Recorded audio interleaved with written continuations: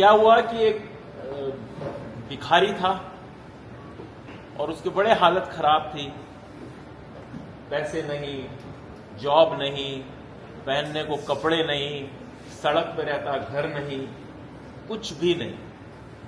लेकिन उसको भगवान पे बहुत भरोसा था। क्या? भगवान पे बहुत भरोसा था।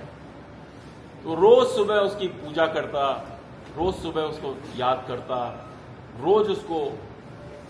और एक दिन वो बहुत ही दुखी हो गया और बहुत उसने 24 घंटे तक उस भगवान की तपस्या करी।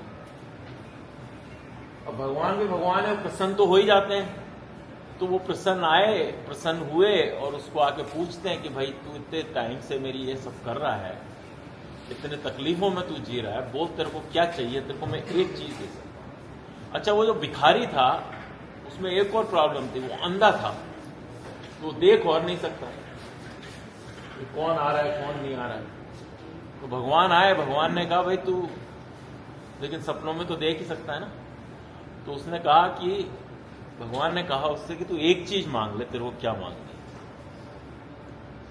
अब उसके पास तो कुछ भी नहीं था, ना जीने के लिए कुछ था, ना कुछ और चीज थी। तो सोचो एक चीज में उसने भगवान से क्या मांगी होगी। आप बताओ मुझे कि उसने क्या मांगी होगी। उसने भगवान ने उसको बोला कि भाई तू एक चीज मांग ले, उसने क्या मांगी होगी? है बोलो। आंखें और है भगवान का साथ तो था ही, और हाँ रोटी कपड़ा मकान कुछ भी नहीं था उसके पास। तो क्या मांगा होगा उसने? है मृत्यु। कौन बोला? अच्छा, मृत्यु, बहुत बढ़िया। और किसी और का दिमाग चल रहा है किसी और चीज में? भाई अंधे तो लोग जीते ही है ना। क्या चीज चाहिए ऐसी? पैसा नहीं था उसके पास, और भी चीज नहीं थी। तो उसने कहा, बिल्कुल ठीक कहा तुमने, कि मुझे आंखें दे दो, बाकी सारी चीजें मैं अपने आप पैदा कर लूंगा। तो कई बार क्या होता है कि आपको ये देखना होता है, तो जब अपन ने वैल्यू प्रपोजिशन की बात करी कि आपका प्रोडक्ट और सर्विस आप कौन से कस्टमर के लिए बना रहे हो। हर एक को उसकी जरूरत नहीं है। अब उस भिखारी के पास में 10 चीजें नहीं थी, भगवान ने कहा एक चीज मिलेगी। तो उसने क्या मांगी? कि वो चीज मांगी जो सबसे ज्यादा जरूरी थी, और उसके बाद में बाकी चीजें तो वो बना सकता है, वो मिल जाएगा। तो आप जब कस्टमर और वैल्यू प्रोपोजिशन और कस्टमर ढूंढ रहे हो, आपको ये डिसाइड करना पड़ेगा कि जो आपकी वैल्यू प्रोपोजिशन है कितनी एक पर्टिकुलर फोकस्ड ग्रुप की रिक्वायरमेंट मीट करती है, और उसको बोलते हैं कस्टमर सेगमेंटेशन। क्या बोलते हैं? Customer segmentation. ये पता करना कि इस पर्टिकुलर सेगमेंट के कस्टमर्स को, सेगमेंट पता है क्या होता है ना? एक पर्टिकुलर क्षेत्र, एक पर्टिकुलर एरिया, एक फोकस जगह, जिसको बोलते हैं कि हमने कोई चीज सेगमेंट कर दी, ये आपको सेगमेंट कर दिया कि अब आप यहां रहेंगे, या कोई चीज आइसोलेट कर दी, या कोई पर्टिकुलर आपको पता चल गया कि जैसे गवर्नमेंट ने कर रखा है ना कि जो गरीबी रेखा से नीचे लोग हैं उनको एक सेगमेंट बना रखा है, जिन लोगों को राशन कार्ड मिलते हैं उनको एक सेगमेंट बना रखा है कि भाई ये राशन कार्ड वाले लोग हैं, है ना, सेगमेंटेशन कर दिया। अब हमारे पास में चॉइस थी जब हमने सेंटर चालू किया कि हम उन लोगों के लिए ये जो मेरा कार्यक्रम है, हम बहुत अच्छे अच्छे स्कूल आ रहे थे हमारे पास, प्राइवेट स्कूल जिनके पास खूब पैसा है, जिनके माँ बापों के पास में खूब पैसा है, भाई ये कैंप आप हमारे लिए चला लो। हमने कहा हम नहीं चलाएंगे। हमको किसके लिए चलाना था? हमको उन लोगों के लिए चलाना था जिनको रिसोर्सेज वो नहीं मिल पाते जो उन स्कूल के बच्चों को मिल रहे हैं ऑलरेडी। तो हमने क्या किया? सेगमेंट किया कि आप लोगों को कांटेक्ट किया, ढूंढ के निकाला, सरकारी स्कूलों को कांटेक्ट किया कि भाई उस सेगमेंट के बच्चे जिनको वो रिसोर्सेज अवेलेबल नहीं है जो उन स्कूलों के बच्चों को हैं, जिनके माँ बाप बड़ी बड़ी गाड़ियों में उनको लेके आते हैं, बड़ी बड़ी गाड़ियों में वो बच्चे आते हैं, उनके पास रिसोर्सेज की कोई कमी नहीं है, तो ज्यादातर आपके यहाँ पे जो ग्रुप के जो लोग हैं वो सब एक पर्टिकुलर क्लास, एक पर्टिकुलर सेगमेंट से आते हैं। समझ में आ रहा है? आप लोग को बिल्कुल समझ में आ रहा है? मेरे साथ हो अभी तक? तो इसको बोलते हैं कस्टमर सेगमेंटेशन, कि आप अपना प्रोडक्ट सर्विस किस कस्टमर सेगमेंट के लिए तैयार कर रहे हैं या किस कस्टमर सेगमेंट को टारगेट करना चाहते हैं। हिंदुस्तान में कितने करोड़ लोग हैं? 150 करोड़। 150 करोड़ 1.5 बिलियन, 1.5 अरब लोग हैं। 150 करोड़ नहीं, 1.5 अरब करीब करीब। अब सारे के सारे तो तुम्हारे क्लाइंट नहीं हो सकते, नहीं हो सकते ना। फेसबुक का भी आप पता करोगे ना चैट जीपीटी पे कि कितने लोग फेसबुक पे हैं, तो उसमें भी 100, 150, 500 करोड़ ऐसे ही निकलेंगे। सारी दुनिया कैसी कि 1.5 अरब, पूरी दुनिया की पॉपुलेशन है 6 अरब, 6-7 अरब। उसमें से 25-30% पॉपुलेशन हमारे देश में है। अब तो ये बड़ा सेगमेंट है, बहुत बड़ा सेगमेंट है। जितनी बड़ी पॉपुलेशन होगी उतना बड़ा मार्केट होगा, उतना बड़ा। तो हमको कहीं बाहर जाने की जरूरत ही नहीं है, हमको बाहर के देशों को मीट आउट करने की जरूरत ही नहीं। अभी हमारे ही देश में इतना बड़ा सेगमेंट तैयार हो गया है, इतना वास्ट, जिसे कहते हैं ना अतः सेगमेंट तैयार हो गया है कि हर तरह के कस्टमर आपको मिल जाएंगे। आपको तो ग्राहक ढूंढने, आपके प्रोडक्ट के ग्राहक आपको हर जगह मिल जाएंगे। और ये आपको किस चीज में पता चला? जब आपने सर्वे किया, सर्वे में आपको पता चला होगा कि किसी को आपके प्रोडक्ट की जरूरत है कि नहीं है। यहां पे जो लोग बैठे हैं शायद उनको तो जरूरत ना हो, उनको जरूरत ना हो। लेकिन अगर आप बाहर जाएंगे, जब एक्चुअली में ये काम शुरू करेंगे, अभी तो आप सब डेमो कर रहे हैं, सीखने के लिए कर रहे हैं। आप में से ऐसे कौन कौन लोग हैं जो इसको सीरियसली, जिन लोगों ने यहां सीखा, उसको करना चाहते हो? ऑनेस्टली बताओ, कितने लोग हो? सारे ही हो? 1, 2, 3, 4, 5, 10 की 10 सभी करना चाहते हो? आपको लगता है सब कर पाओगे? हैं? क्यों नहीं लगता भाई? क्यों नहीं कर पाओगे? क्यों नहीं कर पाओगे ये बताओ। इंसान को पॉजिटिव रहना चाहिए सबसे पहले कि नहीं जी हम तो बिल्कुल कर पाएंगे। क्यों नहीं कर पाएंगे? तो दिमाग में से ये ख्याल तो निकाल ही दो कि नहीं कर पाओगे। आप यहां तक पहुंच गए, यहां से आगे भी पहुंच जाओगे, है ना? कुछ न कुछ तो हुआ होगा ना कि आप यहां तक पहुंचे हो, तो यहां से आगे भी पहुंचोगे। तो ऐसी तो कोई बात है नहीं कि पर्टिकुलर एक सेगमेंट आपको ढूंढना है। आपकी जो वैल्यू प्रपोजिशन थी, जिसमें आपने अपना प्रोडक्ट बनाया, सर्विस बनाई, जिस मार्केट को आप टारगेट कर रहे हैं, अब वो मार्केट आपको ढूंढना है। उसको बोलते हैं कस्टमर सेगमेंटेशन। तो इसके लिए हम आज काम करेंगे। इसके लिए हम आप 2, 3, 4, 5 आइडियाज हम आपको देंगे। आप चैट जीपीटी पे सर्च कर सकते हैं, लेकिन उसके लिए सबसे पहली मेन जरूरत वो है कि आपकी वैल्यू प्रपोजिशन बिल्कुल क्लियर होनी चाहिए। क्या होनी चाहिए? बिल्कुल क्लियर होनी चाहिए। तो आज आप अभी सब नेक्स्ट 10 मिनट में, 15 मिनट में मेरे पास में अपनी अपनी वैल्यू प्रपोजिशन लेके आओ। सबकी वैल्यू प्रपोजिशन मैं चेक करूंगा। जब तक वो क्लियर नहीं होगी तब तक आपका कस्टमर सेगमेंट क्लियर नहीं होगा। तो एक तो इस पे काम करेंगे।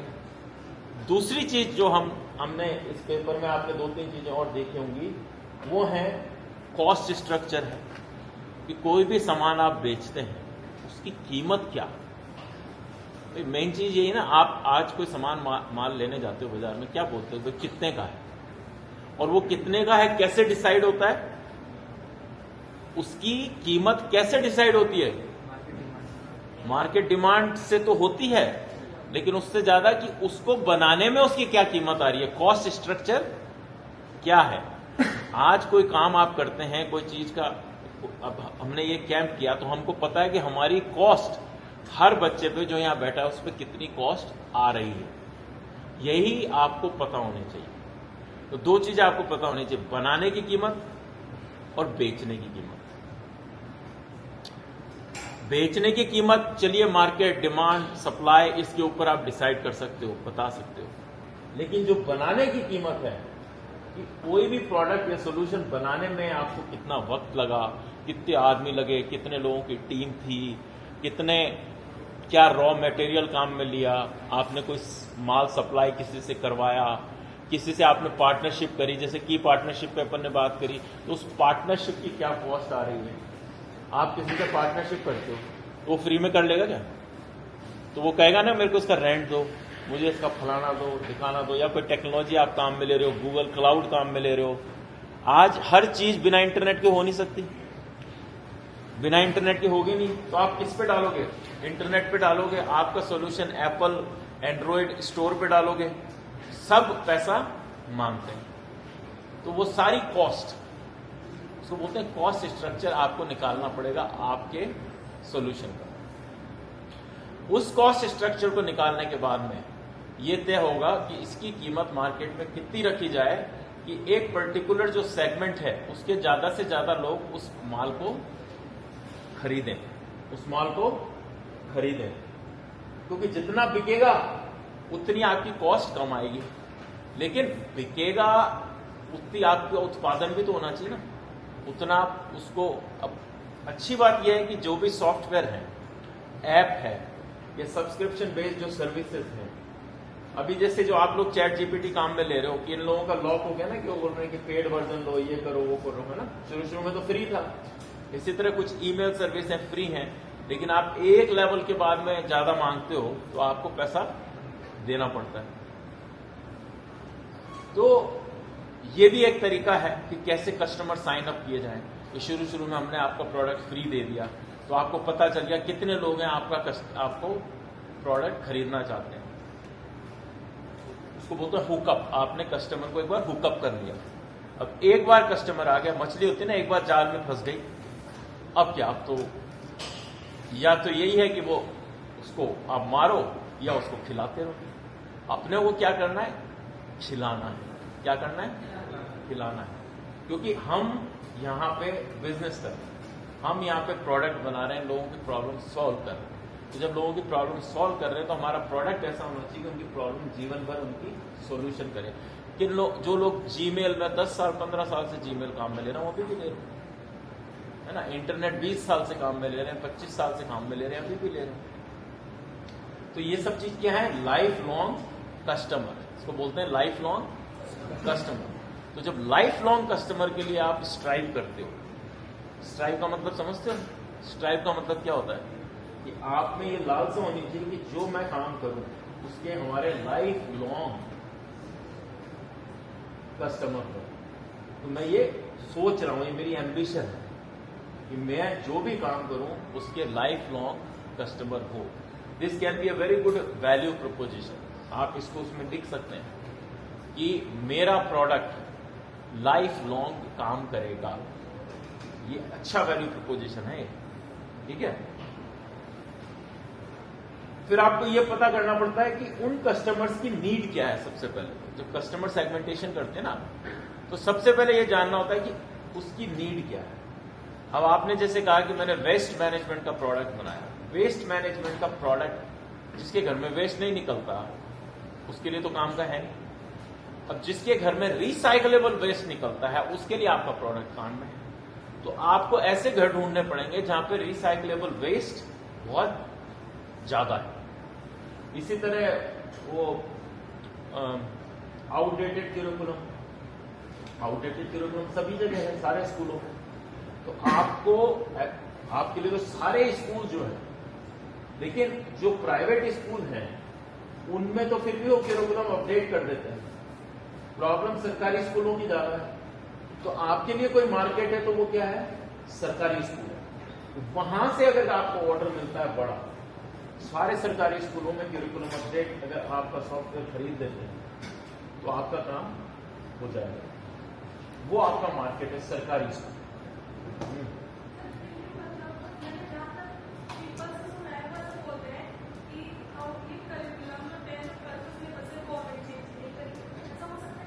अरे भाई, जो करेगी कम से कम उसकी तो किताबें अपडेट हो जाए। जो नहीं करेगी तो अपन मंत्री जी से पूछने आएंगे, वो 9 तारीख को उनसे पूछ लेंगे। लेकिन मैं क्या कह रहा हूं कि जो क्यूरिकुलम आज प्राइवेट स्कूल पढ़ा रहा है ना, AI रोबोटिक्स, गवर्नमेंट भी कह रही है कि आप पढ़ाओ, लेकिन वहां के क्यूरिकुलम में अभी है नहीं। तो आप ये कह रहे हो कि नहीं है तो कम से कम स्कूल अपने स्तर पे तो ऐड कर सकता है, तो वो आपका सॉफ्टवेयर कम से कम स्कूल खरीद ले, अपने स्तर पे तो ऐड कर ले। तो इसलिए जो स्कूल हैं उनमें कितनी पावर है, उनमें कितनी डिसीजन मेकिंग पावर है, वो आपके कस्टमर हैं कि नहीं है, ये आपको पता करना पड़ेगा, तब वो आपका कस्टमर सेगमेंट बनेगा। भाई नीड तो आपको पता चल गई, लेकिन उनके हाथ में खरीदने की शक्ति भी तो होनी चाहिए, पावर। वो ये कहते हैं कि नहीं ये तो बजट गवर्नमेंट से आता है, तो फिर आपका क्लाइंट कौन हुआ? गवर्नमेंट हुई, स्कूल नहीं हुआ। तो आपको ये समझना पड़ेगा कस्टमर सेगमेंटेशन में दो चीजें होती हैं, एक होता है कंज्यूमर और एक होता है कस्टमर। आपको डिफरेंस पता है? क्या डिफरेंस होता है, बताएगा कोई? कंज्यूमर होता है जो लास्ट में कंज्यूम करता है, कस्टमर होता है जो सप्लाई करता है। क्या सप्लाई करता है? कस्टमर स्वयं को सप्लाई, जैसे मीडिएटर का जो काम करते हैं ना। क्यों वो क्यों होंगे मीडिएटर, क्यों कस्टमर होंगे? आज मैं कस्टमर हूं, ये पानी की बोतल मैंने खरीदी, मैं भी कस्टमर हूं और मैं इसको पी रहा हूं, मैं कंज्यूमर भी हूं। अब मैंने ये बोतल इसको दे दी, खरीदी मैंने, तो फिर कौन कंज्यूमर हुआ और कौन कस्टमर हुआ? कंज्यूमर तो ये हुआ, कस्टमर आप। जो आदमी सामान खरीदने के लिए पैसा पे करे वो क्या है? कस्टमर है। और जो आदमी उस सामान को कंज्यूम करे वो कंज्यूमर है। बहुत सीधी सी बात है। तो अब अगर स्कूल है, स्कूल के पास में तो पैसा है नहीं खुद का, तो कंज्यूमर हुआ, लेकिन पैसा कहां से आ रहा है? सरकार से आ रहा है।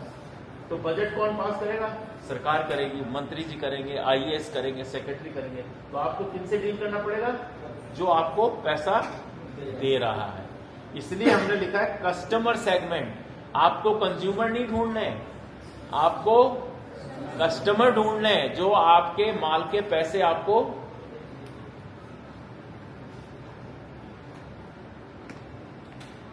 फिर आपको यह ढूंढना है कि वो कस्टमर क्या एंजॉय करते हैं।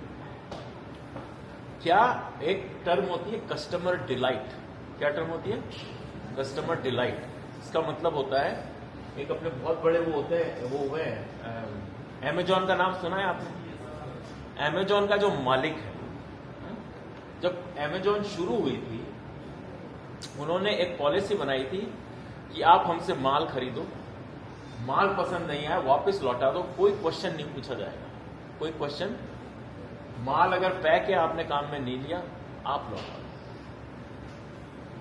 तो ये आज तक उनकी 20 साल हो गए अमेजॉन को लॉन्च हुए, आज तक ये पॉलिसी चल रही है।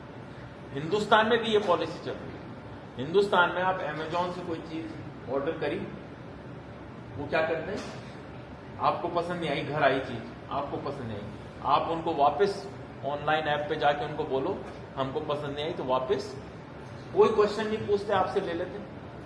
इसको बोलते हैं कस्टमर सर्विस। क्या बोलते हैं? Customer service. और इससे क्या हुआ? Amazon started delighting their customer. Amazon start, कौन है उसका मालिक? अमेजॉन का जेफ बेजोस। वो कस्टमर सर्विस का किंग है पूरे वर्ल्ड। तो एक और बहुत बड़ा आदमी है, उसने जब इंटरव्यू किया बिल गेट्स, तो उसने कहा how to delight your customer, how to delight your customer. आपको अगर सीखना है तो अमेजॉन से सीखो। और उससे क्या होगा? वो आपको बताएगा आपका कस्टमर को डिलाइट मतलब खुश कैसे किया जाए, कस्टमर को खुश कैसे किया जाए। कस्टमर खुश, मेरा तो पैसा नहीं लगा, मैंने देख लिया मेरे काम का नहीं था, मैंने वापस भेज दिया। तो ये सारी चीजें आपको इस कस्टमर सेगमेंटेशन जो अपन ने बताया है और कॉस्ट स्ट्रक्चर जो बताया है, ये आपको इसमें करनी पड़ेगी। कस्टमर सेगमेंटेशन में एग्जैक्टली वो कस्टमर आपको फाइंड करना पड़ेगा जिसको आप डिलाइट करें, तो वो आपका लाइफ लॉन्ग कस्टमर रहेगा। कस्टमर के पास में कंज्यूमर होते हैं, या तो वो खुद होता है या उसकी फैमिली के मेंबर्स होते हैं जिनके लिए वो सामान खरीदता है। तो आपके घर में आपके पिताजी सामान ऑर्डर करते हैं, वो लेके आते हैं, तो कस्टमर कौन हुआ आपके घर का? पापा कस्टमर हुए। आप लोग कंज्यूमर होंगे, है ना। लेकिन कोई ऐसी चीज है कि जो आप लोग ही लेके आते हैं, जिसकी डिसीजन आप करते हो कि हाँ खरीदेंगे तो पापा भले ही पैसे दे दें, लेकिन उसका डिसीजन किसके पास में? आपके पास में। ऐसी भी चीजें होती होंगी। उस केस में कस्टमर कौन हुए? आप। कस्टमर वो होता है जिसके हाथ में बाइंग कैपेसिटी के साथ साथ में बाइंग की डिसीजन मेकिंग होती है। बाइंग कैपेसिटी तो एक बात होगी पूरे परिवार की, लेकिन बाइंग डिसीजन मेकिंग कि मैं बाय कर सकता हूं इस सामान को, इसकी डिसीजन मेकिंग मैं कर रहा हूं। अब पार्किंग का आपने सोचा हुआ है, पार्किंग में बाइंग डिसीजन मेकिंग, कार में तो 4 लोग बैठे पर अब परिवार बैठा है, लेकिन जो गाड़ी चला रहा है ड्राइवर, वो डिसाइड करेगा ना उसको पार्क कहां करना है। मां भी हो सकती है, पिता भी हो सकता है, ड्राइवर भी हो सकता है ना।